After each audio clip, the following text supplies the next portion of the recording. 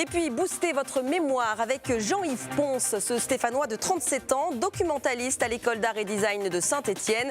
Il est doté d'une mémoire hors du commun, un don repéré par les équipes de TF1 pour l'émission Les Extraordinaires, présentée ce vendredi soir par Christophe de Chavannes.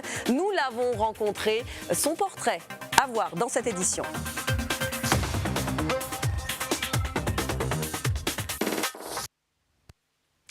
Est-ce un don ou le fruit d'un travail régulier et acharné? Ce qui est sûr, c'est que Jean-Yves Ponce a une exceptionnelle, extraordinaire, à tel point que ce documentaliste de 37 ans de l'école d'art et design de Saint-Étienne a été repéré par TF1 pour participer ce vendredi soir à l'émission Les Extraordinaires, présentée par Christophe de Chavannes. Alice Canivet l'a rencontré cet après-midi pour tester ses techniques de mémorisation. Regardez.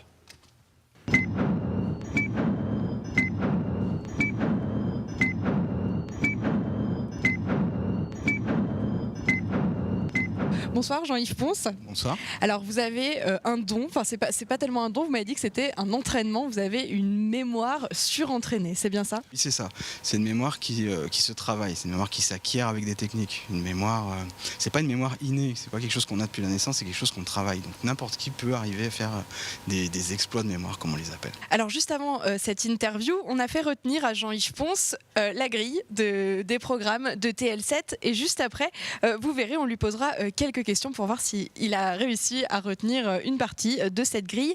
Mais avant, voilà, vendredi, vous serez donc sur TF1 pour une épreuve. Est-ce que vous pouvez nous expliquer quelle épreuve on vous a demandé de réaliser? C'est une épreuve qui est assez impressionnante à regarder, je pense, même si j'ai pas vu les images à l'heure où je vous parle. On va me demander de mémoriser des empreintes digitales, donc les petits dessins des pouces de 50 personnes du public, au hasard. Et voilà, je devais devoir mémoriser leur visage, leur prénom et le dessin effectivement de leur empreinte et ne pas me tromper. Alors comment vous avez fait? C'est quoi l'astuce? Chaque empreinte doit vous évoquer quelque chose de très précis dans votre tête. Soit un souvenir personnel, soit une image que vous avez vue, soit quelque chose que vous avez vécu, soit un ressenti, soit un courant d'air, et même un courant d'air parmi les empreintes.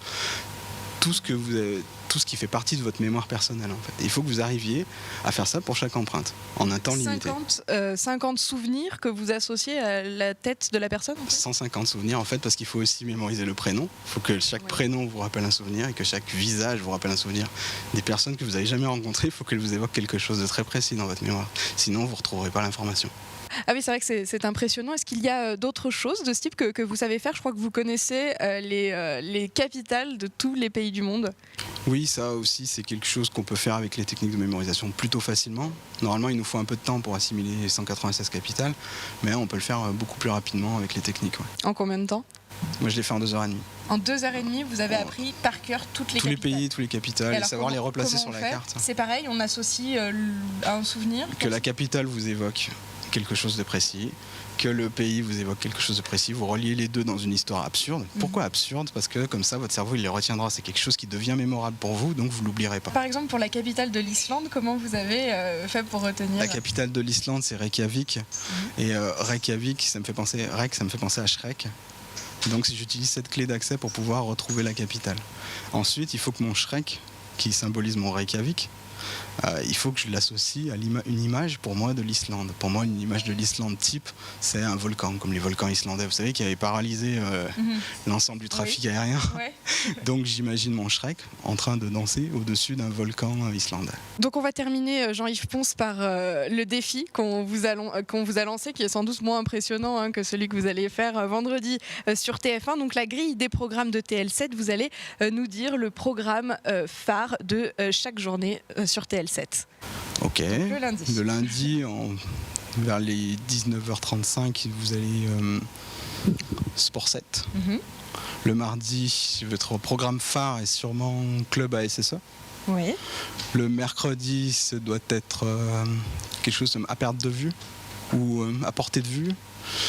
Quelque chose avec vue. Avec vue. Avec vue, il y a vue dedans. Le jeudi, vous avez... Vue d'ici pour le mercredi. Vue d'ici, ok. Le jeudi, vous avez Qu'est-ce qui se trame, un jeu de mots, parce que c'est un programme qui met en avant... qui se passe dans un tram. Tout à fait. Le vendredi, vous avez votre programme phare et certainement Loirico, Oui, présenté par Max Rivière. c'est ça. Le samedi, vous avez le journal des régions. Et le dimanche, ce dimanche-là en tout cas, vous avez un document qui s'appelle Les Incontournables. C'est souvent le dimanche des documentaires sur la Loire. Tout à fait, bravo, le test est réussi. Vous avez un site internet, Jean-Yves Ponce, où on peut retrouver vos trucs et astuces, vos aides pour garder une bonne mémoire, pour entretenir sa mémoire. Donc c'est jeanyvesponce.fr, il s'affichera en bas de l'écran. Merci beaucoup de nous avoir accueillis ici sur votre lieu de travail à la Cité du Design. Merci à vous.